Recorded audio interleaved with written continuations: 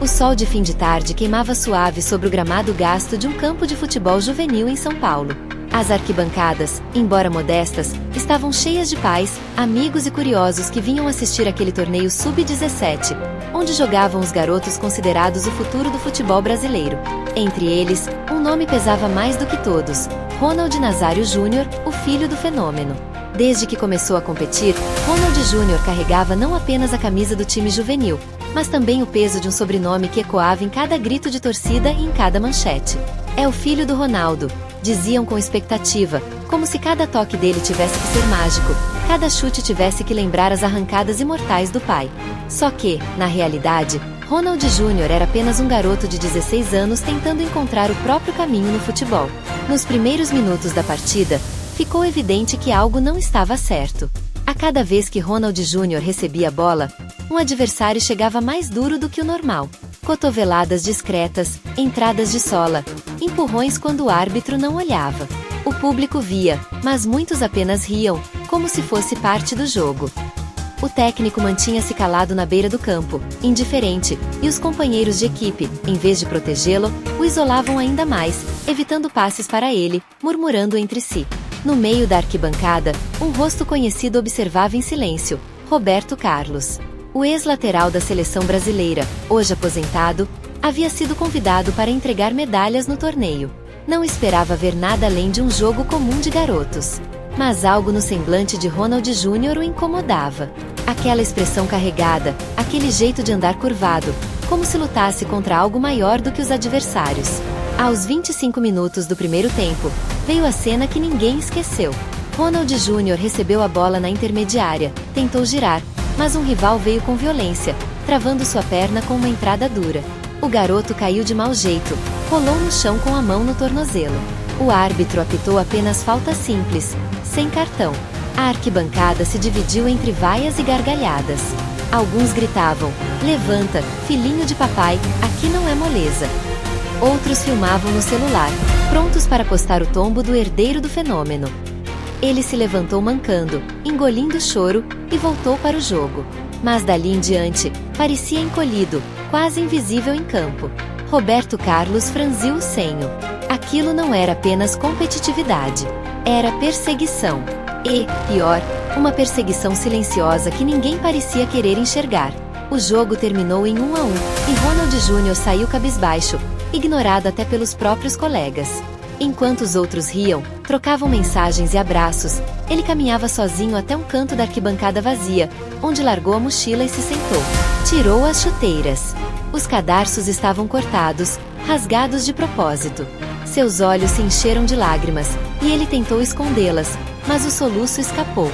Foi nesse instante que Roberto Carlos percebeu a profundidade da ferida.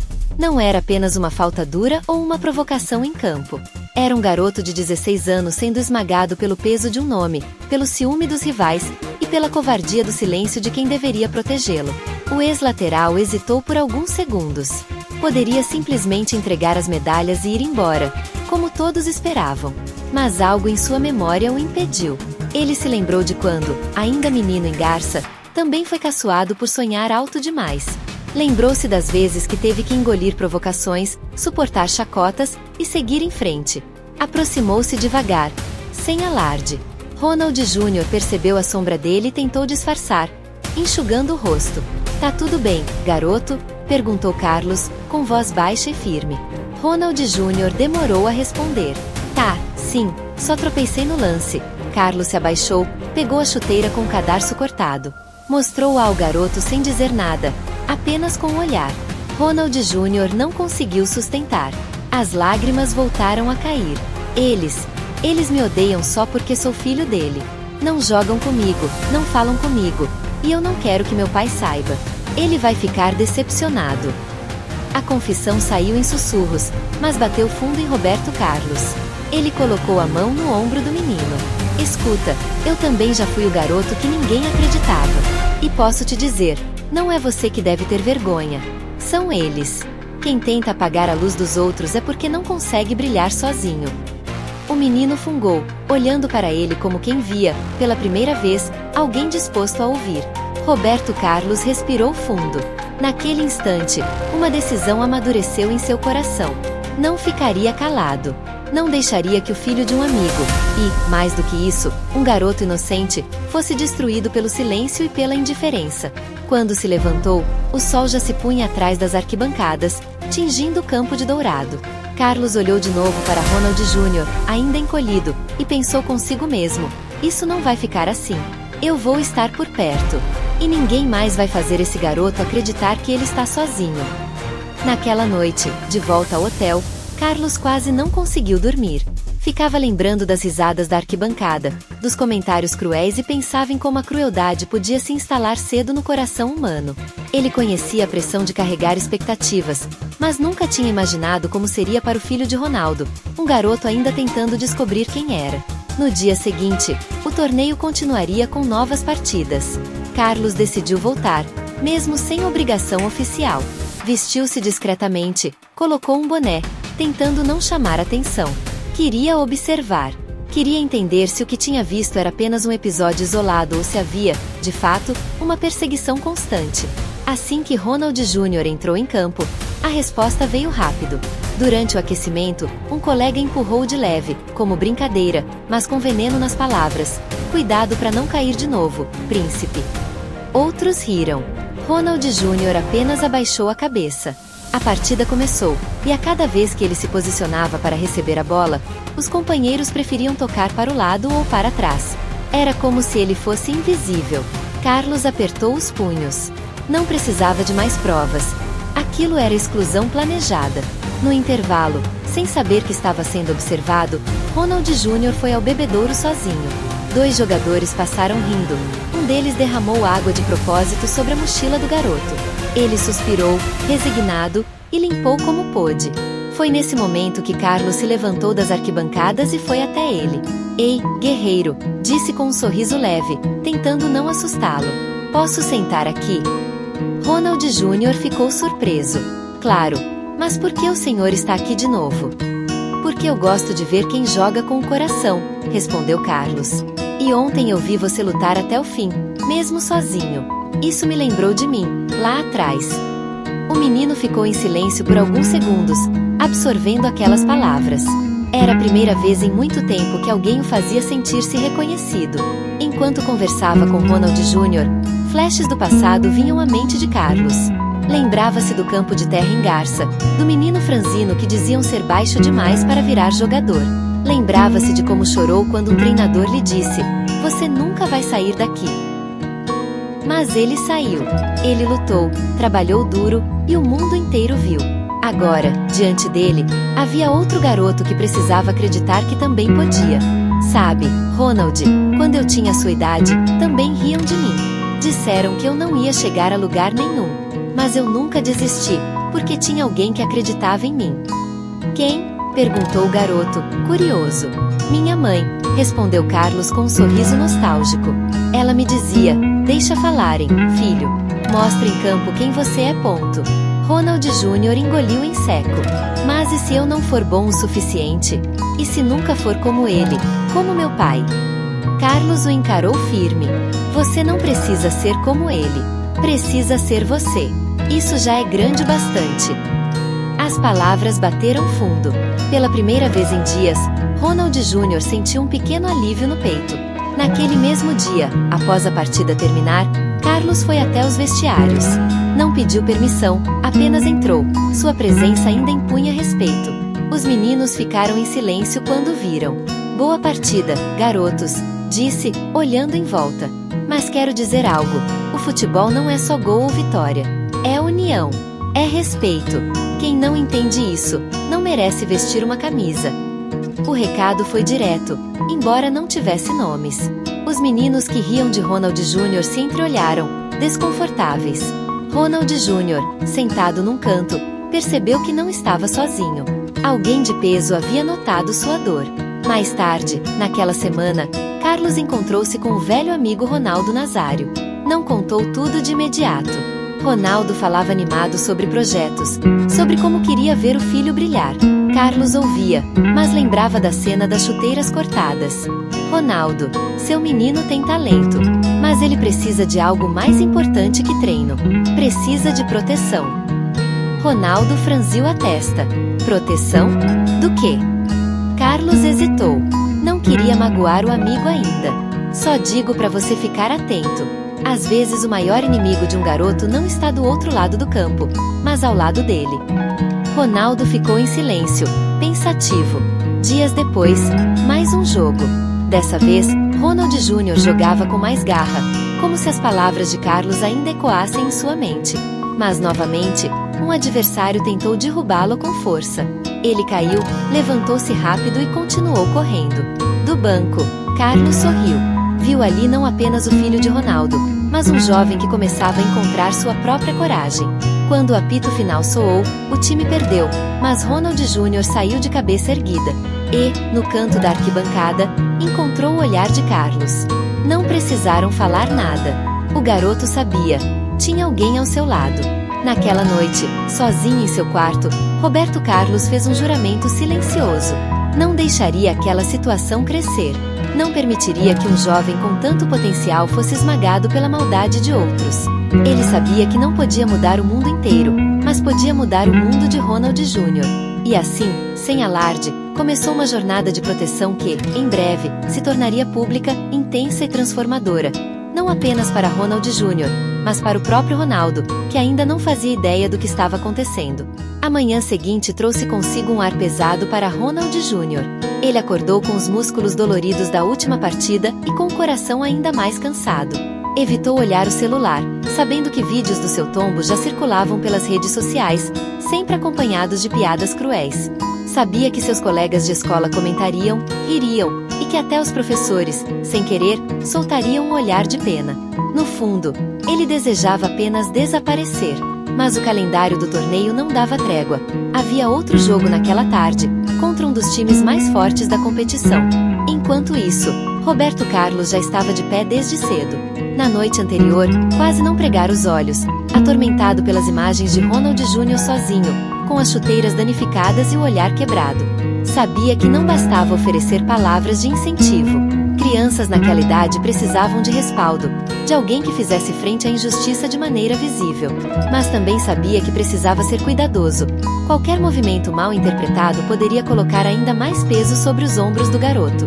O filho de Ronaldo já vivia sufocado pelas expectativas. Se Carlos entrasse em cena de forma brusca, poderia transformá-lo em alvo ainda maior. Decidiu então permanecer por perto, discreto, mas atento. Vestiu uma roupa simples, boné baixo, tentando não chamar atenção quando chegou ao campo. Misturou-se aos pais e torcedores, sentando-se em um ponto onde podia observar bem tanto a arquibancada quanto o banco de reservas. O apito inicial ecoou, e imediatamente ficou claro que a perseguição a Ronald Jr. continuava. A cada lance em que ele tentava participar, os passes não vinham. Quando se desmarcava, pedindo a bola, os companheiros fingiam não ver. E quando, finalmente, alguém lhe passou a bola, recebeu uma entrada desleal que o jogou ao chão. O árbitro novamente fez vista grossa. Carlos respirou fundo, apertando os punhos. Reconhecia aqueles padrões. Não era coincidência, era bullying sistemático. O menino não era apenas ignorado, era boicotado pelos próprios colegas. A arquibancada se dividia entre alguns poucos que torciam por ele e muitos que preferiam rir de cada queda. Roberto olhava ao redor e percebia pais incentivando os filhos a mostrar quem manda para o filhinho de papai. Era mais do que rivalidade esportiva, era inveja destilada. No intervalo, Ronald Jr. caminhou cabisbaixo para o vestiário. Carlos levantou-se discretamente e seguiu à distância. Lá dentro, escutou parte da conversa. Alguns colegas zombavam dele abertamente, diziam que só estava no time pelo sobrenome. Ronald Jr. ficou em silêncio, engolindo seco, sem reagir. Carlos sentiu o sangue ferver, mas conteve-se. Não era hora de invadir o vestiário. Era hora de pensar em como intervir de maneira definitiva. No segundo tempo, a cena se repetiu. Ronald Jr. mal tocava na bola.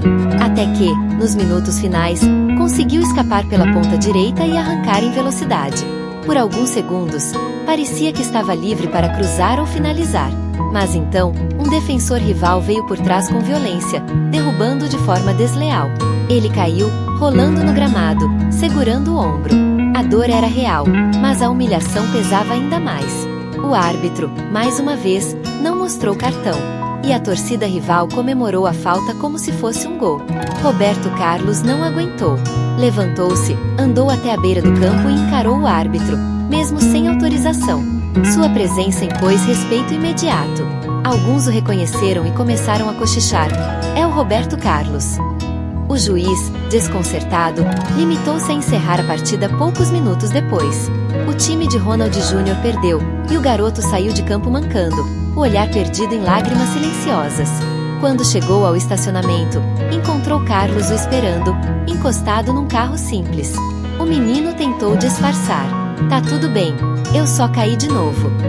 Carlos balançou a cabeça. Não, não tá tudo bem. Eu ouvi. Isso não é queda, é perseguição. E você não pode carregar isso sozinho. Ronald Júnior baixou os olhos. Eu não quero que meu pai saiba. Ele vai achar que eu sou fraco. Carlos suspirou. Seu pai te ama, garoto. Mas eu entendo. Então deixa comigo. Eu vou estar por perto, e vou encontrar uma maneira de mudar isso. Nos dias seguintes, Carlos passou a acompanhar discretamente os treinos. Conversou com alguns funcionários do clube, ouviu relatos de que, de fato, havia um grupo de jogadores que não aceitava Ronald Júnior aliavam-se para excluí-lo, movidos pela inveja e pela pressão dos próprios pais, que temiam perder espaço para o filho do fenômeno. A cultura de competitividade tóxica no futebol de base alimentava aquela perseguição.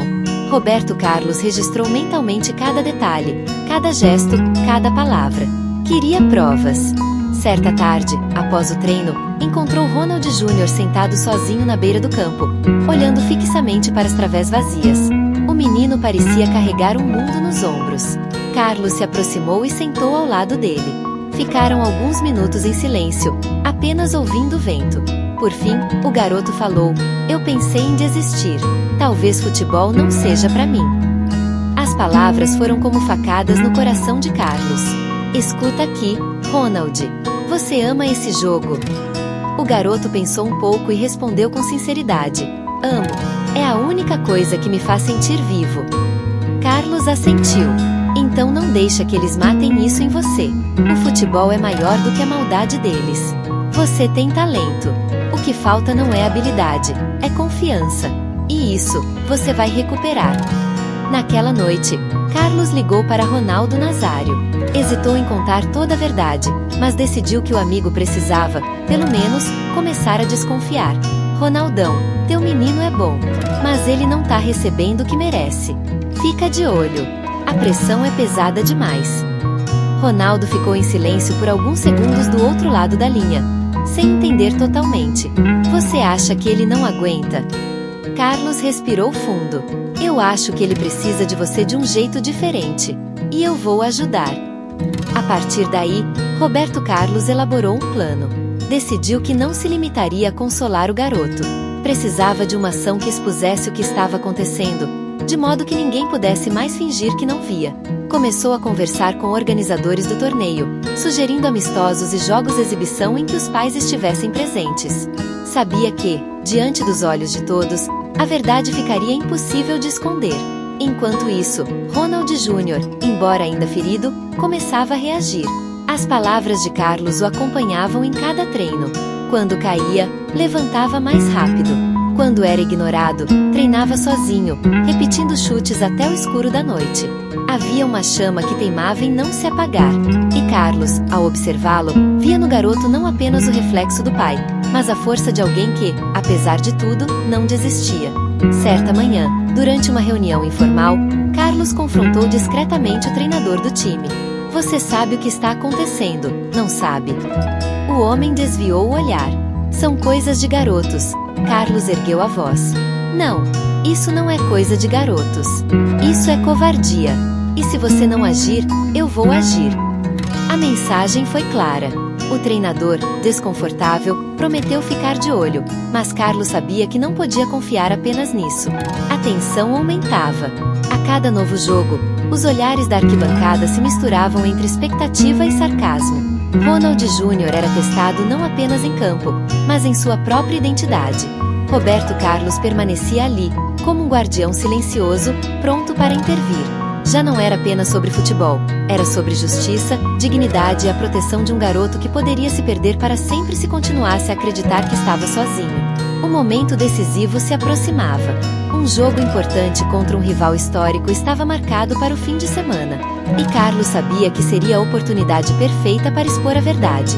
Preparou-se em silêncio, certo de que, naquele dia, não ficaria apenas como espectador. Estava pronto para dar um passo à frente, mesmo que isso significasse enfrentar pais, técnicos e dirigentes. Porque, acima de tudo, sabia que ninguém deveria ser esmagado pela inveja antes mesmo de ter a chance de brilhar. A tarde chegou com um calor abafado típico de São Paulo, e o estádio do torneio juvenil estava lotado. O jogo prometia. O time de Ronald Júnior enfrentaria um rival histórico, conhecido pela força física e pela torcida barulhenta. Para muitos, seria apenas mais uma partida de base. Para Ronald Júnior, no entanto, era o dia em que tudo poderia mudar, para melhor ou para pior. E para Roberto Carlos, que caminhava firme em direção às arquibancadas, aquele era o momento decisivo para revelar ao mundo a perseguição silenciosa que vinha corroendo o menino. Ronald Júnior entrou em campo com um uniforme impecável, mas por dentro trazia o mesmo peso de sempre. Olhares atravessados, comentários maldosos, companheiros que o tratavam como um intruso. Porém, dessa vez havia algo diferente. Ele sabia que Roberto Carlos estava lá, e isso lhe dava uma força estranha. Não estava sozinho. Quando ergueu os olhos para a arquibancada, encontrou o ex-lateral sorrindo discretamente e levantando o punho fechado, como quem dizia: "Eu acredito em você." O coração de Ronald Júnior disparou, mas não de medo. Era esperança. O apito inicial ecoou, e desde os primeiros minutos ficou claro que a dinâmica de sempre estava em jogo. Ronald Júnior corria, se desmarcava, pedia bola, mas recebia olhares de desconfiança dos colegas. Quando finalmente tocava na bola, os passes vinham fortes demais, quase impossíveis de dominar, como se o próprio time quisesse vê-lo falhar. E a torcida adversária não perdoava. "Esse aí só joga porque é filho do fenômeno", gritavam. Alguns pais rivais riam alto, incentivando os filhos a colocar ele no chão. Roberto Carlos observava cada detalhe com atenção. Tinha o celular em mãos, pronto para registrar imagens. Não se tratava mais apenas de presenciar. Ele precisava de provas. Filmou quando um companheiro deixou de passar a bola a Ronald Júnior mesmo com ele livre. Gravou quando o árbitro ignorou uma falta clara, fingindo que nada acontecerá. Guardava cada segundo como munição contra a injustiça.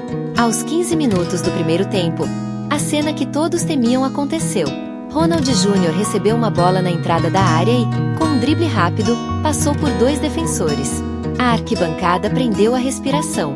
Era a chance perfeita. Mas, antes que pudesse finalizar, um zagueiro rival chegou por trás e o derrubou com violência. O garoto caiu de mau jeito, batendo o rosto no gramado. O estádio se encheu de vaias, não contra a falta, mas contra o menino caído. O árbitro, novamente, não marcou nada. Nesse momento, Roberto Carlos não conseguiu ficar sentado. Levantou-se, gritou alto: "Isso é falta!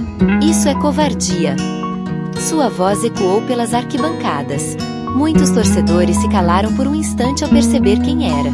A figura imponente do ex-craque, com o rosto vermelho de indignação, chamava a atenção de todos. O árbitro, desconfortável, sinalizou que o jogo continuasse. Mas a imagem já estava gravada nos celulares de dezenas de pessoas. Ronald Júnior, atordoado, levantou-se com dificuldade. Estava cansado de apanhar, cansado de ser ignorado. Uma lágrima escorreu discretamente, mas ele a limpou rápido. O jogo seguiu, e com ele o mesmo padrão: exclusão, provocações, entradas duras. Porém, algo começava a mudar. Alguns pais na arquibancada, antes indiferentes, começaram a notar. Cochichavam entre si: "Será que o menino está sendo perseguido?" A presença de Roberto Carlos servia como um espelho, obrigando-os a enxergar o que antes preferiam ignorar. No intervalo, a tensão explodiu. Ronald Júnior, atordoado, levantou-se com dificuldade. Estava cansado de apanhar, cansado de ser ignorado. Uma lágrima escorreu discretamente, mas ele a limpou rápido. O jogo seguiu, e com ele o mesmo padrão: exclusão, provocações, entradas duras. Porém, algo começava a mudar. Alguns pais na arquibancada, antes indiferentes, começaram a notar. Cochichavam entre si: "Será que o menino está sendo perseguido?" A presença de Roberto Carlos servia como um espelho, obrigando-os a enxergar o que antes preferiam ignorar. No intervalo, a tensão explodiu. Ronald Jr. entrou no vestiário cabisbaixo, mas desta vez não ficou em silêncio. Quando um colega zombou dele, dizendo que até no videogame ele erraria aquele gol, o garoto levantou a voz. Vocês têm medo de mim, é isso? Por que nunca me passam a bola? Por que sempre me derrubam? Se eu sou tão ruim, por que se incomodam tanto? O vestiário ficou em silêncio. Nenhum dos meninos respondeu. O treinador tentou desconversar, dizendo que era só brincadeira. Mas Ronald Jr. sabia que não era. Do lado de fora, Roberto Carlos ouvia e sentia um nó na garganta. Reconhecia aquela explosão. Era o grito de quem não aguentava mais. Decidiu que não permitiria que o segundo tempo fosse uma repetição. Quando o jogo recomeçou, algo inesperado aconteceu. Logo nos primeiros minutos, um dos meninos finalmente tocou a bola para Ronald Jr. Talvez por medo da reação da torcida, talvez porque o discurso no intervalo tivesse surtido efeito. O garoto dominou com categoria, avançou alguns metros e arriscou um chute de fora da área. A bola passou perto do travessão. Não foi gol, mas foi o suficiente para arrancar aplausos tímidos da arquibancada. Pela primeira vez, havia quem torcesse abertamente por ele. Mas o rival não deixaria barato. Minutos depois, numa disputa de bola, Ronald Jr. sofreu outra falta dura. Dessa vez, ficou no chão por mais tempo, sentindo o tornozelo. A torcida adversária vibrou. O árbitro seguia inerte. Roberto Carlos não aguentou mais. Caminhou até a beira do campo, gesticulou e gritou com o juiz. Você tem filhos? Gostaria que fizessem isso com eles. Então faça o seu trabalho. O estádio inteiro ouviu. A autoridade do árbitro vacilou diante da figura de um campeão mundial, e pela primeira vez ele distribuiu um cartão amarelo. O clima mudou. Os adversários recuaram um pouco, temendo represálias. Os colegas de Ronald Jr., envergonhados, começaram a incluí-lo mais no jogo. E então, no minuto final, o improvável aconteceu. Recebeu um passe na entrada da área, driblou um marcador e bateu cruzado. A bola beijou a trave e entrou. Gol! O estádio explodiu. Alguns torcedores gritaram de alegria genuína, outros em choque. Ronald Jr. correu em direção à arquibancada, mas não para os colegas de time. Seus olhos buscavam Roberto Carlos. O ex-lateral abriu os braços, emocionado, e o garoto, sem pensar, apontou para ele como quem dizia: esse é o meu protetor. A partida terminou em seguida, e Ronald Jr. foi carregado pelos poucos colegas que finalmente reconheceram seu valor. Mas, no fundo, sabia que não era apenas um gol. Era um grito de resistência, uma prova de que, apesar de tudo, ele tinha força. Na saída do campo, Ronaldo Nazário estava lá. Assistir ao jogo sem entender completamente o que se passava até então. Vira o filho ser derrubado, ignorado, zombado. Vira Roberto Carlos se levantar e enfrentar o árbitro. Agora, ao ver o filho emocionado, marcando um gol decisivo, sentiu o coração apertar. Aproximou-se, abraçou Ronald Jr. com força e sussurrou: desculpa, filho. Eu não sabia que era assim. Roberto Carlos observava de longe, os olhos marejados. Não precisava de agradecimentos. Mas quando Ronaldo ergueu o olhar e encontrou o dele, um gesto silencioso foi suficiente. Um aceno de cabeça, carregado de gratidão. Naquela noite, os vídeos já circulavam pelas redes. Mostravam as faltas, as provocações, os gritos de Carlos com o árbitro e, principalmente, o gol de Ronald Jr. acompanhado de seu gesto de apontar para o ex-craque. A narrativa começava a mudar. O que antes era motivo de piada, agora era inspiração. As pessoas comentavam: ele é filho do fenômeno, mas também é um guerreiro. E Roberto Carlos mostrou o que é ser amigo. E enquanto a cidade comentava, Carlos sabia que o jogo estava apenas começando. O bullying fora exposto, mas ainda restava enfrentar a raiz do problema. A cultura tóxica que permitia que isso acontecesse. E estava disposto a ir até o fim para proteger o menino, mesmo que tivesse que enfrentar dirigentes, pais e treinadores que preferiam manter o silêncio. A manhã seguinte ao jogo parecia carregada de uma nova energia. Os jornais locais estampavam nas capas a imagem de Ronald Jr. correndo com os braços abertos após o gol decisivo, e ao fundo, quase como uma sombra protetora, a figura de Roberto Carlos de pé na arquibancada, com o punho cerrado e o olhar firme. Os vídeos circulavam pelas redes sociais com legendas inflamadas.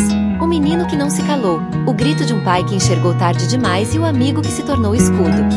A repercussão foi imediata.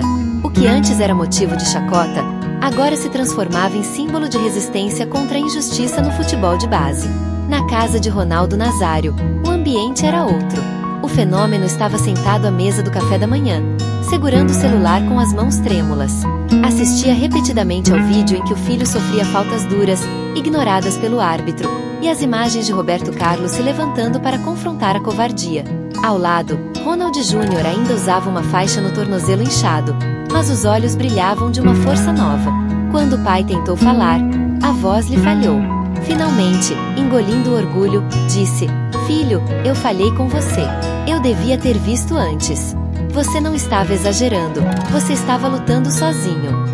Ronald Júnior não respondeu de imediato, apenas abaixou a cabeça, emocionado.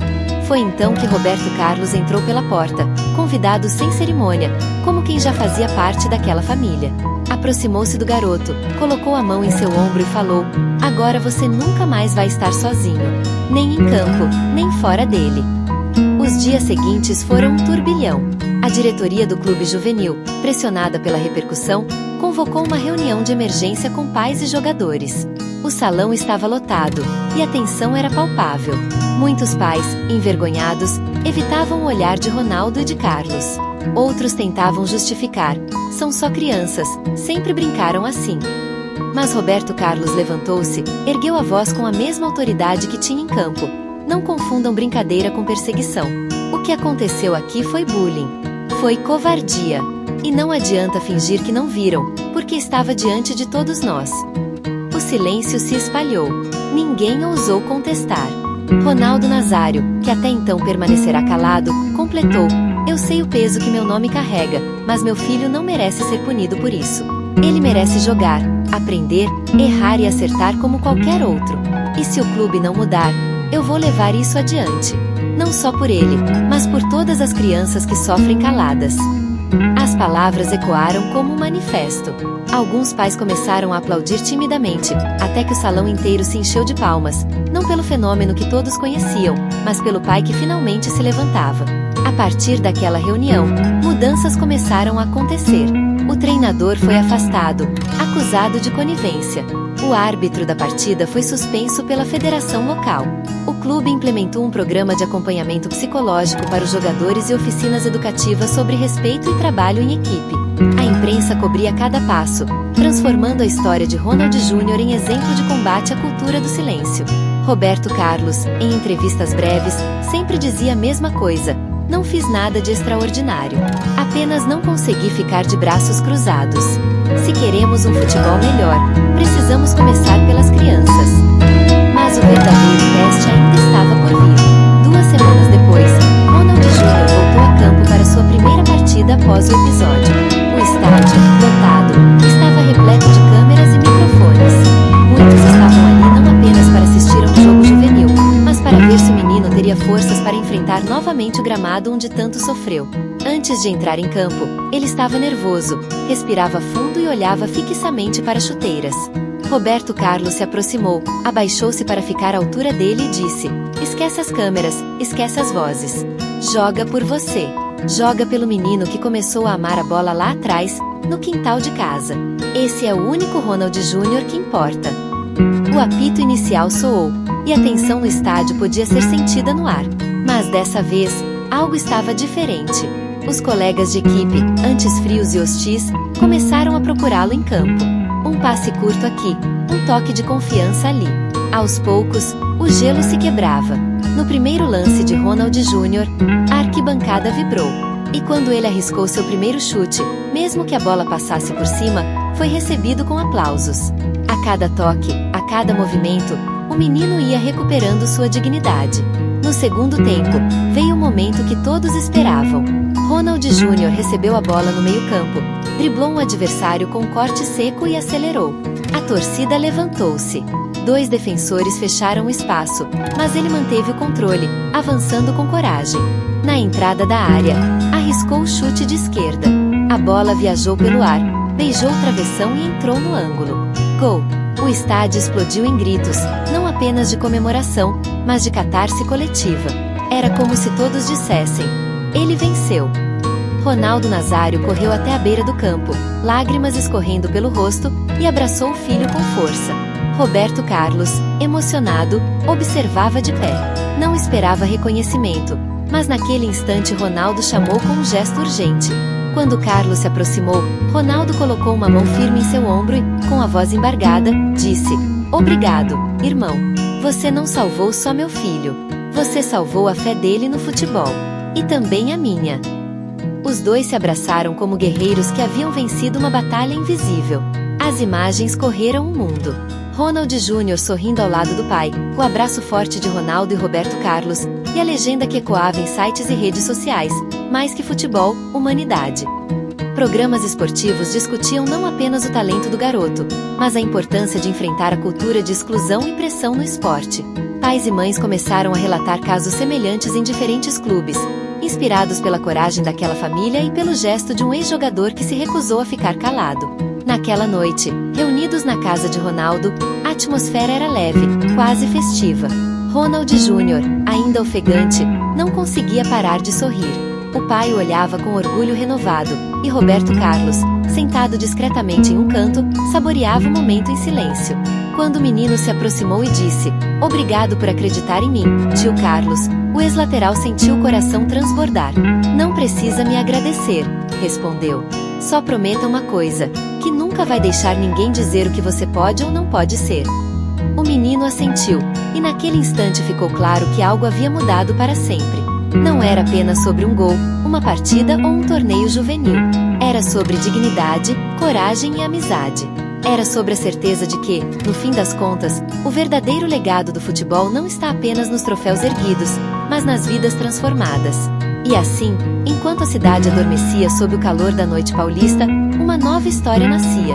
A história de um garoto que se levantou contra a injustiça, de um pai que aprendeu a enxergar além das glórias do passado e de um amigo que se tornou escudo quando mais precisava. Um capítulo escrito não apenas no campo, mas no coração de todos que acreditam que o futebol, acima de tudo, deve ser humano.